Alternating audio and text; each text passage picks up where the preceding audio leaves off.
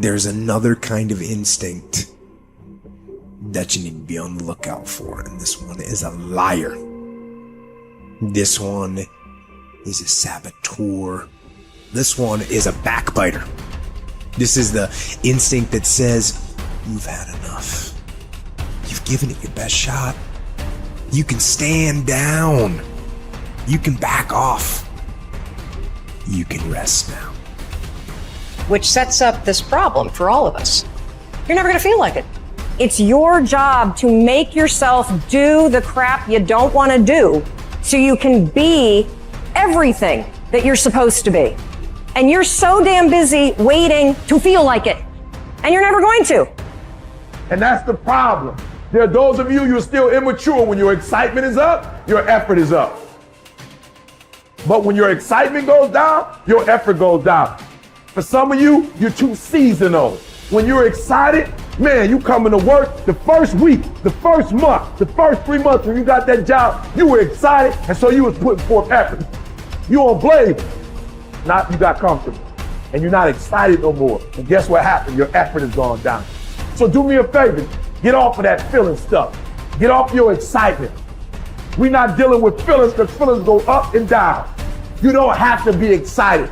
You made a commitment to that job. Did nobody force you to take that job? You signed your name on the dotted line. And commitment said, I don't care how I feel. I don't care if I'm excited. I don't care if I'm pumped up. I don't care if I'm fired up. You made a commitment.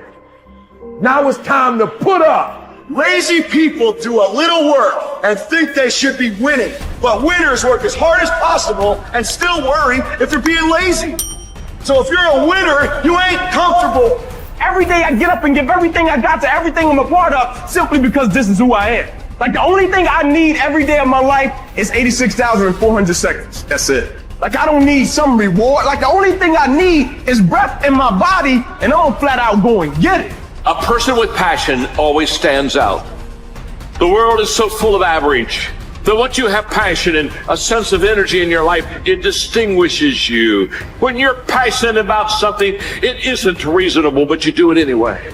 Passion will take you where nothing else will ever take you. It'll give you that decided edge. It'll help you to stand out. When you want to become a diamond, your whole attitude change, your whole mindset, your thinking, your relationships, the decisions that you make, how you spend your time, your energy, all of it changes. See, this is something that you can't be in this business. This business has to be in you.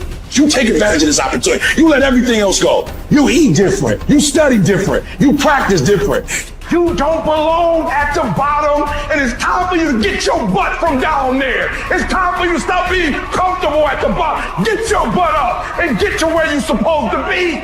You are a royal priesthood. Get where you belong. Do what you're supposed to do. Live like you're supposed to live.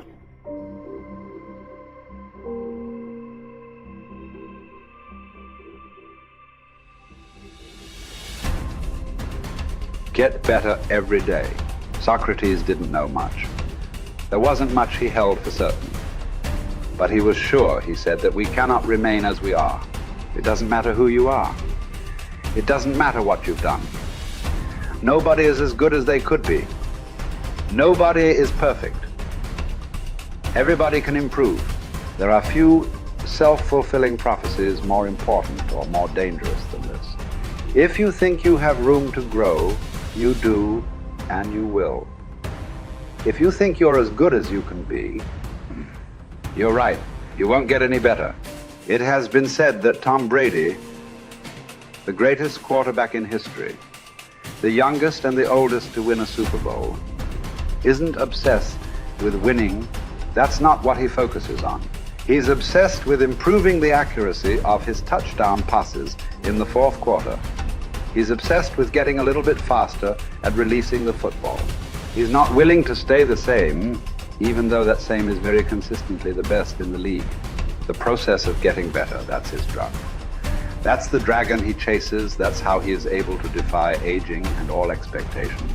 The Japanese word for this is kaizen, continual improvement. Always finding something to work on, to make a little progress on.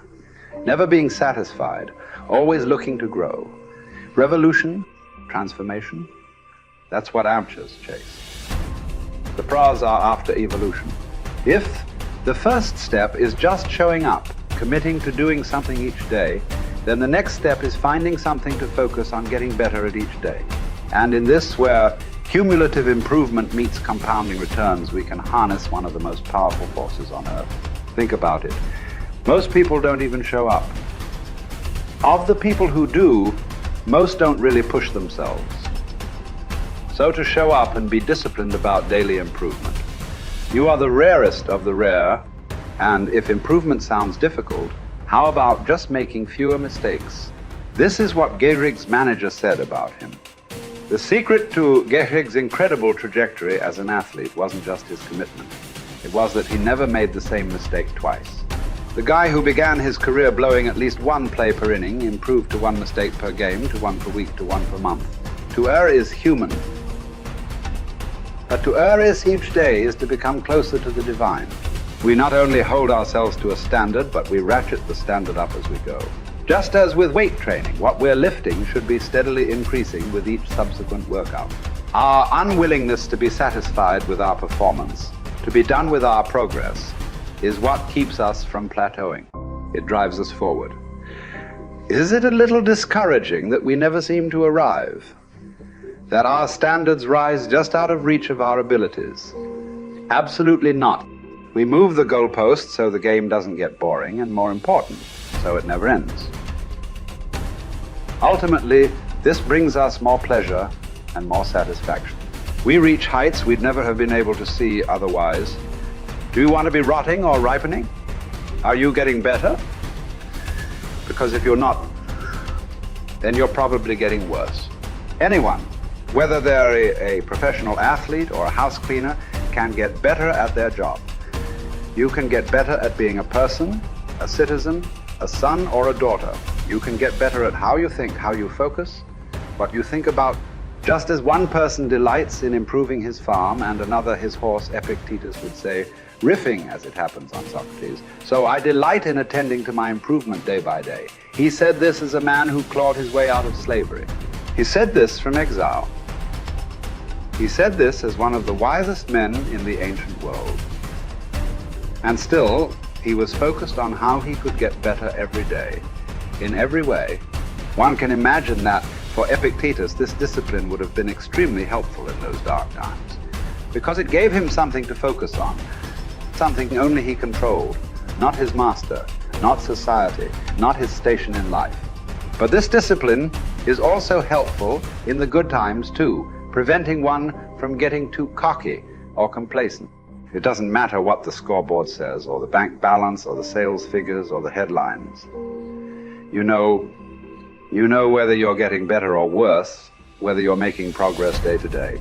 And if you are, wonderful. If you know there is room for improvement, also wonderful. Either way, your marching orders are the same. Come what may, success or failure, fame or misfortune. A focus on progress lets us look ourselves in the mirror with pride and ignore all the commotion in the background. It's the journey of a lifetime. In fact, that's the way to think about all of this. How much progress could you make if you made just a little each day over the course of an entire life?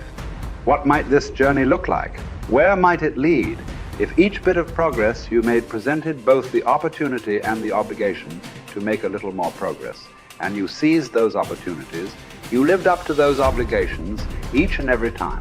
Will you choose to take this journey? Will you continue on, even when you've reached further than you ever thought you could go? Or will you stop there? Are you going to keep practicing? Or have you decided that this is good enough? That you're good enough? Will you remain as you are? Or become what you're capable of? Because once you stop getting better, there's only one direction to go. Do the best you can. The Emperor says in Marguerite Yourcenar's beautiful novel Memoirs of Hadrian, do it over again. Then still improve, even if ever so slightly, those retouches. It's a beautiful irony. You're never content with your progress, and yet you're always content. Because you're making progress. What does it mean to live an infinite life? Clearly, our lives are finite. We're born, we die, we come, we go. But life is infinite. The game of life will continue with us or without us. Which means every single one of us has a choice. We don't get to choose the nature of the game. Life is infinite. We don't even get to choose if we want to play in the game or not. Once you're born, you're in it. We get one choice. Do you want to play with a finite mindset, or do you want to play with an infinite mindset? To play with a finite mindset means waking up every day and say, I'm going to be the best, I'm going to be better than everybody else, I'm going to accumulate more power, more responsibility, more money, whatever it is, whatever your metric is, I'm going to get more than anybody else. Me. And when you die, you take none of it with you. Or we can choose to live our lives with an infinite mindset, which means I'm going to leave this world, this school, in better shape than I found it. It means I'm going to devote my life to see that those around me rise. And we know that we're living with an infinite mindset because our obsession is seeing that we have an impact on the lives of the people around us. We've all had teachers, and some of you are those teachers, where 20 or 30 years from now, I can go to one of your students and say, you're a remarkable human being, you've accomplished so much in your life. How did you become the person you are today? And they will tell me your name. We all remember the teacher who believed in us. We all remember the teacher who had our backs. We all remember the teacher who saw something in us that nobody else saw. We've forgotten all the others, but we remember those couple. And that's what it means to live with an infinite mindset. It means we divert ourselves to that mindset for everyone in our lives. That other teachers will say that about us. Other principals will say that about us. Other students will say that about us. Our friends will say that about us. I am who I am today because of you, and I will commit to live the same life that you taught me how to live. And you will literally live on beyond your own lifestyle, your own lifetime. That when you're gone, others will carry your work for you. This is what it means to live an infinite life, and it is just a choice.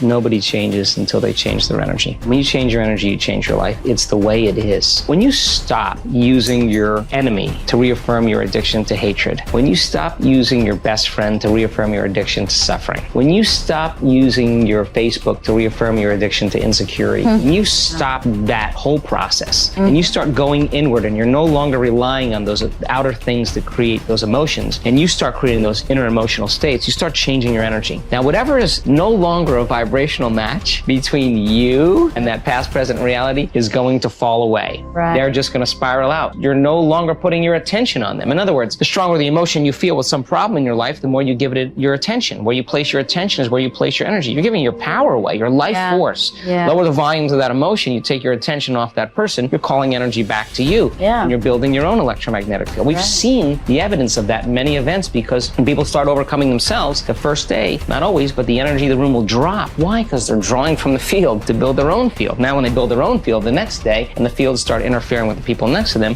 whoop, the energy in the room just keeps going up. So now there's no longer a vibrational match between you and your coworker. Be prepared, because that old known thing is going to fall away because you're no longer emotionally and energetically connected to it. So then when you get in that state, it's not a time to try to put it back together, because at the same time these things are unraveling and they're moving towards chaos, and chaos is just unpredictable order. Right. It's novelty, the newness of an experience that you can't predict is chaos. If you apply the formula, and all potentials in the quantum field exist as electromagnetic potentials. They are possibilities. When they begin to synchronize coherently, your brain and heart, you got a strong Wi-Fi signal, because now you're putting out a very laser coherent signal. Right. When there's a synchronization between your energy and that potential that exists in the future, but it really exists in the present moment, because that's where they exist in the quantum. Now you start to see synchronicities in your life, and those are breadcrumbs from the field, like keep going, you're onto something.